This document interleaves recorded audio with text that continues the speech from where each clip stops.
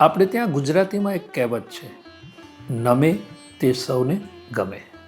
આપણા અંગમાં સૌ પ્રથમ મસ્તક નમવું જોઈએ, અને મસ્તક જેના ચરણમાં ઝૂકી જાય એ મસ્તક નથી, સ્વયં એક પુષ્પ છે. ગૌસ્વામી તુલસીદાસજી મહારાજ તો એમ કે પરમાત્માએ મને તમને મસ્તક આપ્યું છે, શા માટે આપ્યું છે? કોઈ ગુરુના, કોઈ સદગુરુના ચરણમાં એ મસ્તક નમવું જોઈએ. અને જો મસ્તક ન નમે તો એ મસ્તક નથી. તો શું છે? તુલસીદાસજી કહે છે, તે શિર કટુ તુબરી સમતુલા,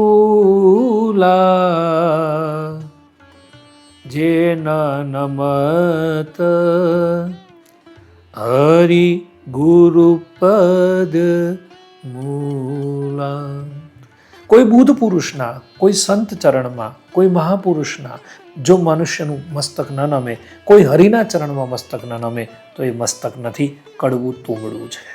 મારું ને તમારું મસ્તક પણ કડવું તુમડું ન બને એટલા માટે કોઈ બોધિષ્ટ પુરુષના ચરણમાં મસ્તક ઝૂકવું જોઈએ. નિર્માન મોહા જીત સંગ દોષા અધ્યાત્મ નિત્યા વિનિયુક્ત કામ. આખું જગત મને તમને પરિવાર લાગશે. અને આપણે ત્યાં તો કહેવાય છે કે જેની દ્રષ્ટિમાં શુદ્ધતા હશે એને આખું જગત સારું લાગશે. માટે સંતના ચરણમાં મસ્તક ઝૂકી ગયું તો એ સાચું મસ્તક છે, બાકી એ કડવું તુમડું છે. જય શ્રી રામ.